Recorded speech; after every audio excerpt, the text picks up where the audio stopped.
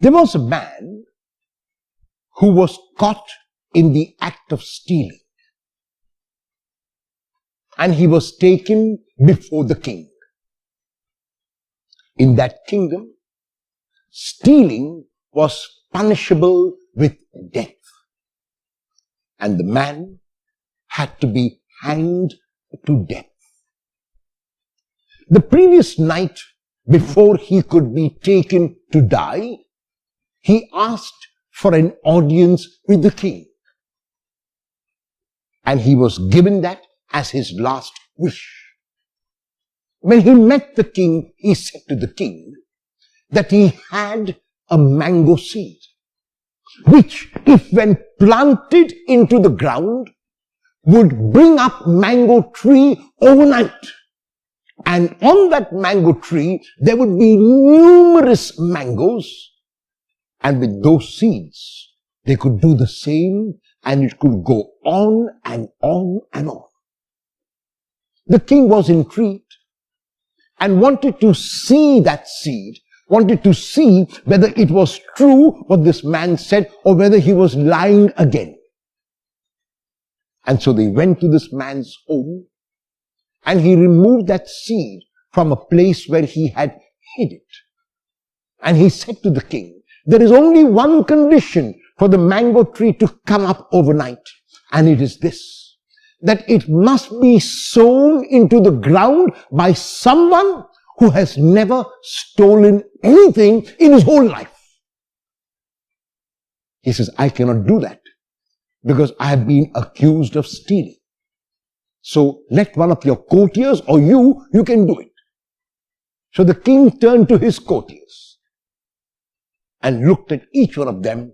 And as the king looked at them, each one looked down on the ground to indicate, even without speaking, that they could not do that because everyone there had stolen something or other in their lives.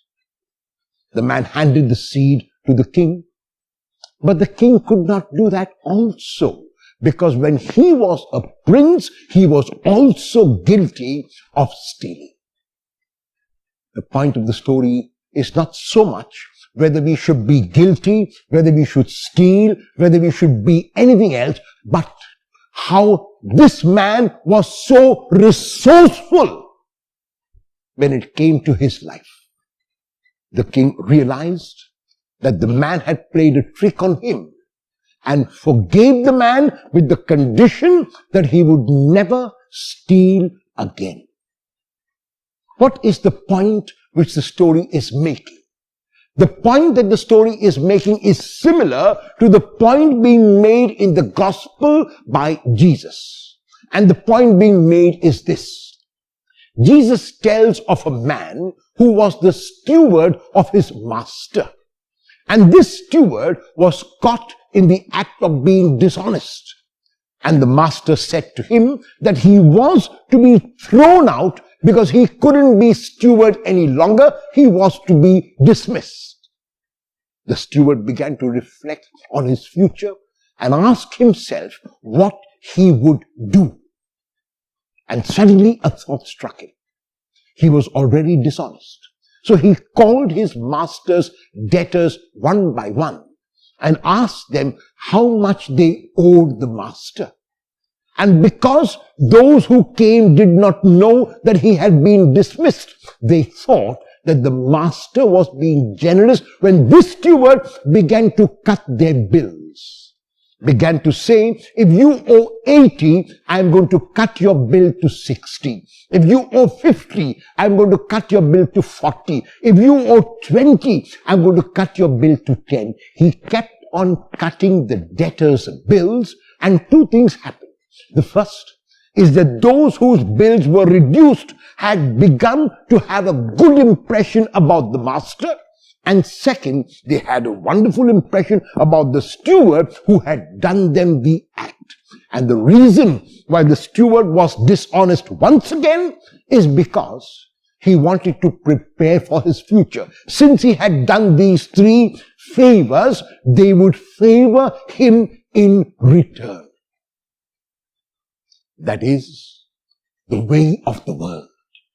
the dishonest way, the way in which we will do anything to save our lives, to prepare for our future. And this temporary future, this passing future, which is over in the blink of an eye, we would be dishonest, we would be resourceful, we would cheat and steal and do everything else. And the Lord asks, what are we doing about that eternal future? What are we doing about that future which is permanent?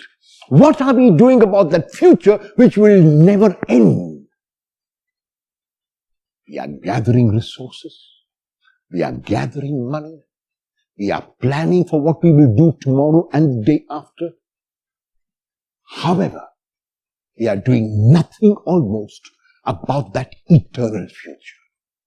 To do something about the eternal future is to begin now by living a righteous life, by living a selfless life, by living a life of love.